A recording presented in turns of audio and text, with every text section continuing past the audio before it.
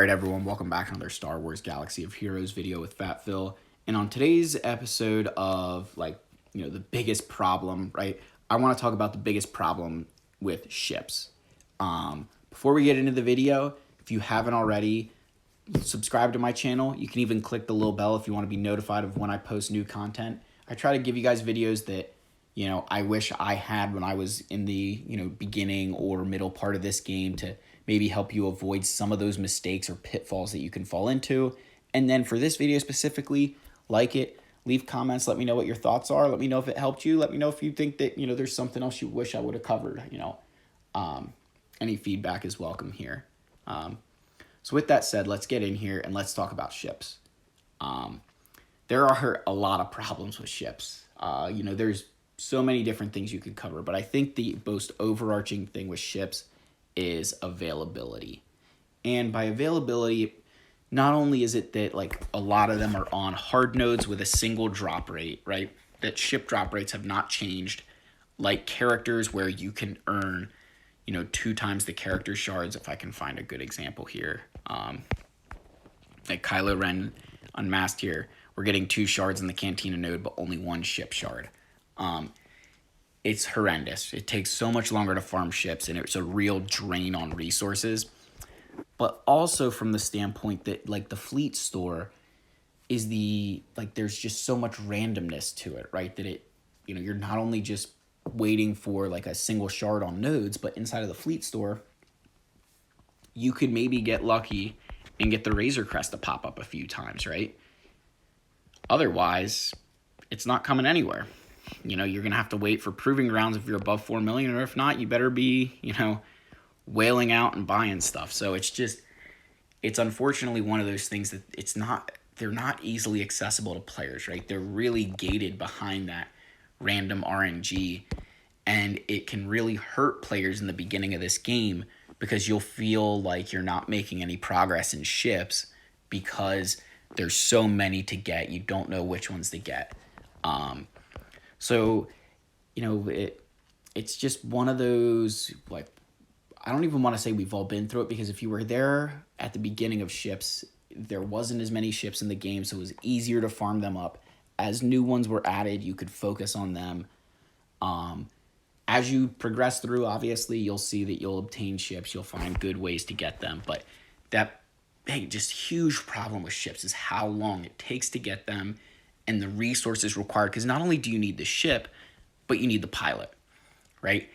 And you need both. If a ship has multiple pilots, both of them need to be unlocked to even be able to use the ship, right?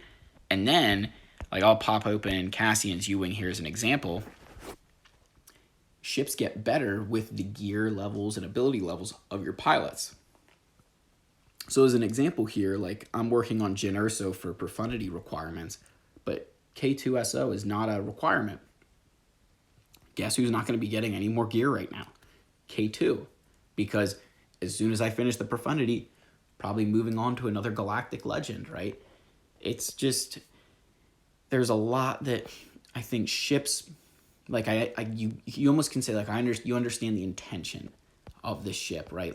Yes, the pilot, it's cool, but there are ships who don't have pilots. So they are here in the game, right? It's there. I'm not saying you remove pilots. I'm just saying that it is a big issue that needs addressed, that with these ships with multiple pilots and all the gear that's required, it's very, very difficult as new players or people just entering that middle part of the game to have really, really solid fleets, multiple ships deep, because of all the resources you need to be pouring into these fleets. So, it kind of all compounds on itself, right? To just show you it's super hard to even get this ship to begin with, right? It takes forever. Then you need to gear the pilot. Then you need to make sure that you have them in the right capital ship. And some of those capital ships, like Chimera, are, you need specific Phoenix ships for, right? So farm those up. For the Executor and Malevolence, they're only available if you use guild event currency too, right? It's maddening. You will lose your mind at times with, how long it takes to get even just these 2 ships, let alone ships like Profundity and Executor that have relegate requirements, that have, you know, all these other relic requirements to unlock them, it just takes a really long time. It really does. And it is not player friendly whatsoever. I think that they need a couple of updates in ships to get us to a point that I think players could enjoy this game mode. I'm not saying that you go overnight and double the ship drop rate, because there's not as many ships as there are characters, right? That's fact. But we do need ways that players can obtain some of these higher end ships with a little bit more ease, because we are at a point now where those of us who were in a good position to get Executor when it was first released can now work right on Profundity, whereas someone just entering the new part of the game now, the Executor, you come to the choice of Executor versus Profundity, right? And let's say you choose Profundity. Well, now you've just delayed how long you can get Executor for, because something else may come out, right? Like, it's really, really detrimental that there's not a good way for ships to get farmed and to, sort of make them a little bit more accessible to obtain. But that's the video, guys. I could go a lot deeper into this, but I really think that just, making it easier to farm ships, and I think either giving us, gear for crew is a little bit more, that's just related to characters in general. But I think more so it's, lessening the farm of a ship, so that way I can spend more time farming gear and other materials that are required for those fleets. But let me know what you guys think. Do you guys think that's the biggest problem with ships? Do you think there's other issues that I didn't cover?